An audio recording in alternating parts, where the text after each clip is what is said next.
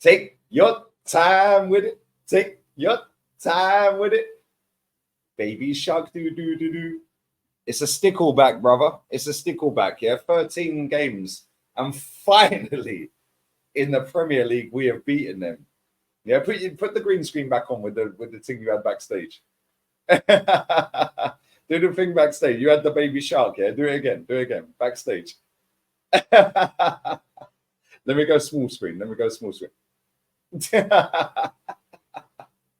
All right, listen, we can all laugh, we can all joke, we can all banter. It took us 13 attempts in the Premier League, Brandon. And you know what? It weren't pretty. It weren't great from both sides. But having said that, his subs changed the game. I think a lot of fans would have kicked off if we had lost the game that VAR didn't send Kovacic off for a straight red on Odegaard. And worst ways, a second yellow for his tackle on Declan Rice. But ultimately, we won the game, so nobody cares. What did you make of that, mate? Yeah, man. You remember them comic books you used to get? Where's Wally? I'm going to create a new one. Where's Haaland? Where's Haaland? That's my new comic book that's coming out. Where's Haaland? Because I didn't see that guy today. I didn't see that long-haired Yeti at all today. Yeah, he was on lock. Yeah, Saliba and Gabriel, big up to them because they were immense today. Absolutely immense. And to be honest with you, between them two and maybe Declan Rice, I couldn't really pick a man of the match, to be honest with you. Declan Rice was everywhere for Arsenal today as well. But let's just, go back to the beginning of the game. In fact, we'll talk about the starting 11, shall we, Lee? Because I ain't going to lie, when that came out, I was like, whew, this is going to be sticky today. Jorginho in midfield, Nketiah up front, Jesus on the right. This is going to be a bit sticky. But if we're being completely honest about it, the manager got it right. And yeah, we started the game very, very shaky. Very shaky. David Raya, I don't know what was up with him in that first half, but Jesus Christ, like nearly gifting goals away and stuff. And then in the second half, we grew into the game. But the one thing that I will say is in the first half, both teams cancelled each other out. You could see what Pep was trying to do. He was quite clearly worried about the midfield element with no Rodri being there. Yeah. So, he played Foden, he played Alvarez. They both want to come into them central areas. And the midfield was absolutely flooded, completely flooded, both teams. It was hard to, kind of create any fluidity in that midfield. And what both teams were missing in that first half was a bit of width and a pacey winger. And thankfully for us, Lee, Arteta recognised that straight away. And I'm going to credit him with this because he didn't wait and see how the game pans out for the first 10 minutes in the second half. He made the substitution at halftime, bring on Martinelli, and you see it straight away. First 5 minutes. And listen, Trossard's someone we go for it. I've said, and I've put my head above the parapet, I think he's our most technically gifted player. Mm-hmm. So as soon as he gets subbed and we win the game, oh, you're in the mud. You're in the recency bias. He's been shocking at Lons, shocking today. But let's not forget that he was the whole reason that our title aspirations were still there in March. And then he gets benched in April. But the thing is, right, is even though he got the substitution right in terms of bringing on Martinelli, I don't think he took the right player off. I think Eddie Nketiah should have come off because he offered us absolutely nothing all game today. And normally, we can actually sit there and say, well, at least Nketiah works hard. I don't think he worked particularly hard for Arsenal today at all. Yeah, he was so poor. But anyway, we make the substitution. Trossard comes off. And in the first 5 minutes of that second half, you can instantly see the difference. They're worried now. They've got Martinelli, who's pacey, who can create problems, stretch them. Yeah. And you can see that because in that first 5-10 minutes of the second half, they was doing the majority of the defending. We was doing the majority of the attacking. And, he got it absolutely right. Then we're seeing Pep Guardiola do something that we never see Pep Guardiola do, bringing on 3 substitutes at once.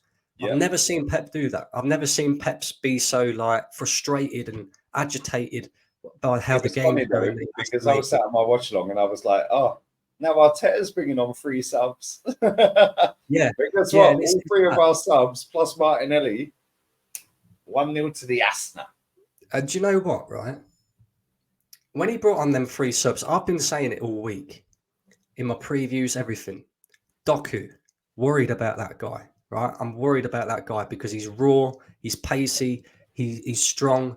You know, he's your typical winger who wants to take his man on. If Zinchenko's inverting into the midfield, he could get caught out. Ben White's not the greatest 1v1 defender. He could get caught out. And again, I'm gonna credit the manager because straight after Doku comes on, we bring on Tomiyasu, we take off Zinchenko. Mate, and do you know what the magic thing is here? I said all week, if Pep's got anything about him, he puts Doku on Zinchenko. Mm-hmm. First time Doku gets the ball when he comes on, he's up against Zinchenko, and I'm like, he's in the penalty box. Please, please, please, please. Zinchenko, clean as you like, strolls off with the ball. And I'm like, next thing is on the left wing, Tomiyasu's on. Exactly. Fair play. Exactly. Fair play to him because he got it absolutely bang on. Even the Havertz substitution, right? We don't like to see that guy playing full stop, let alone number 9. But he held up the ball really, really well for Martinelli's goal. He didn't try and do a fancy little spin and try and take his man on. He played it simple and he realised that Martinelli was in a better position to take a shot on and he laid it off to him. So credit to him. Why was Tommy the most advanced player, by the way? Who knows, Lee? Who knows, mate? Now, maybe he got told, play the Zinchenko role. Just run wherever you want. Yeah. I mean, who knows? Who knows? All right, nice header. All right, the ball cares? from Thomas Partey to Martinelli.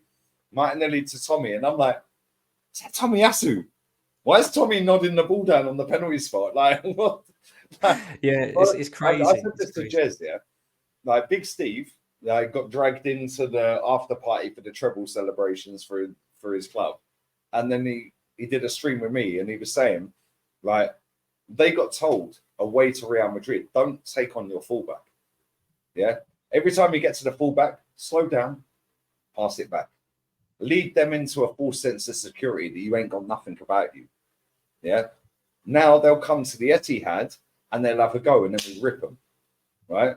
Maybe, just maybe. Yeah. I'm going to give Arteta some praise here. Maybe, just maybe, because we didn't take on the fullbacks at all. Maybe, just maybe, we did the same to them. Yeah, because we never took them on.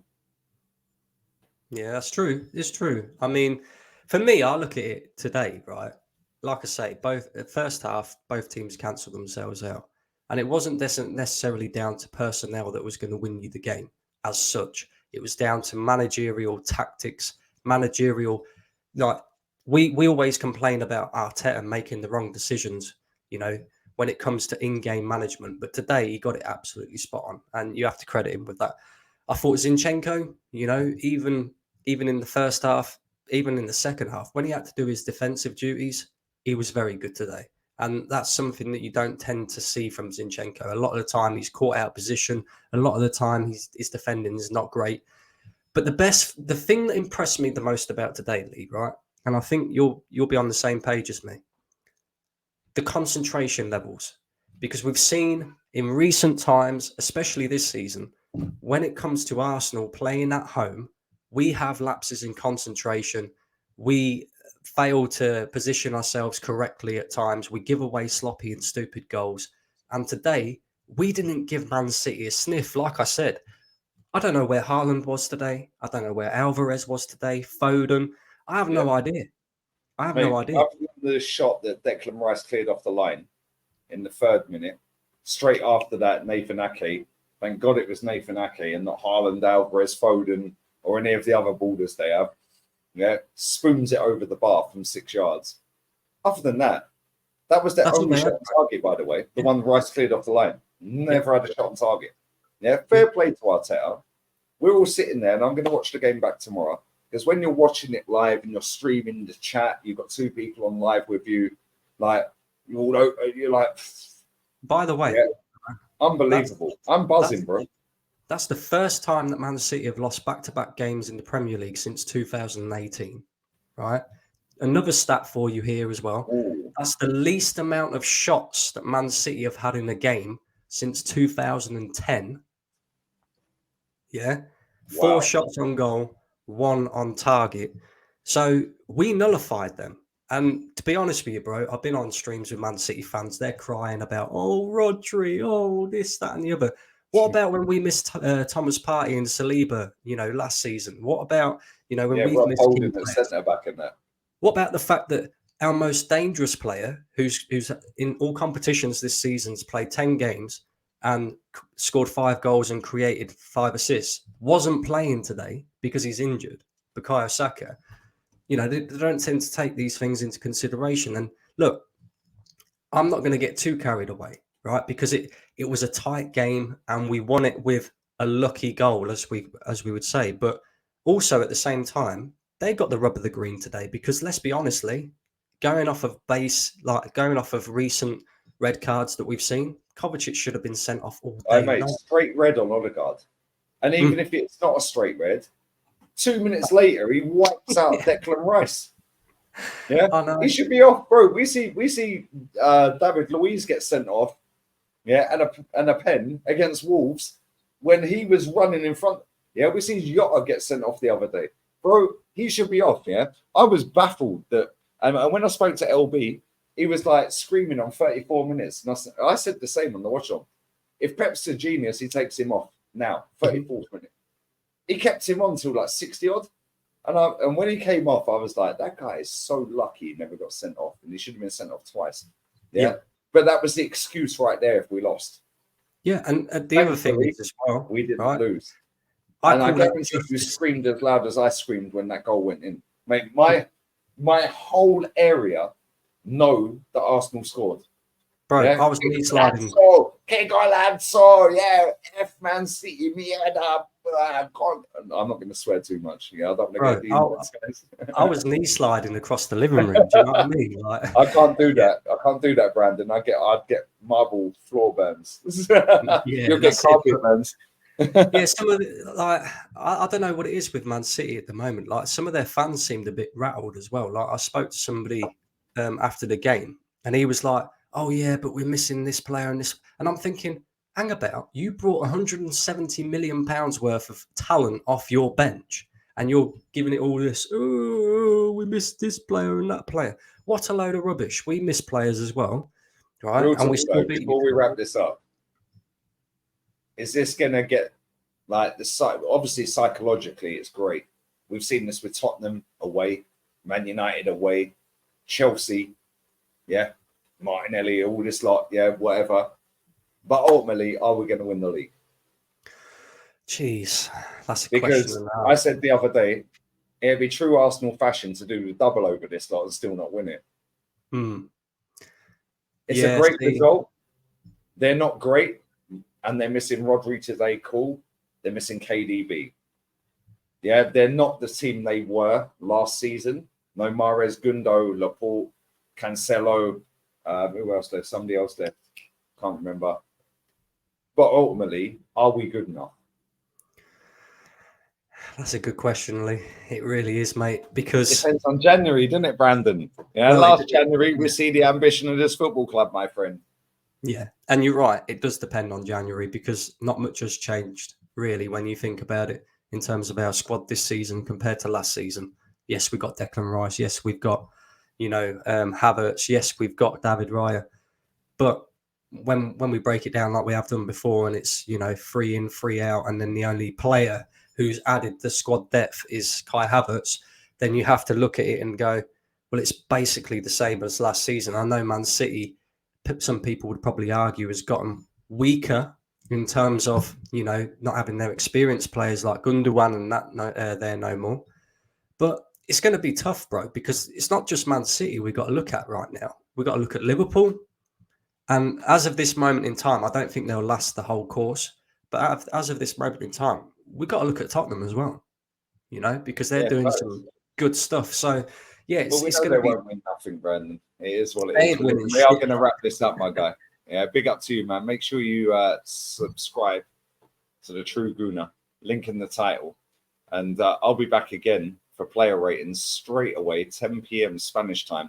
Barcelona are losing 2-1. They're so lucky it is 2-1 as well. Yeah, the second Granada goal, sick. We're out of here. Vamos! Come on, Arsenal.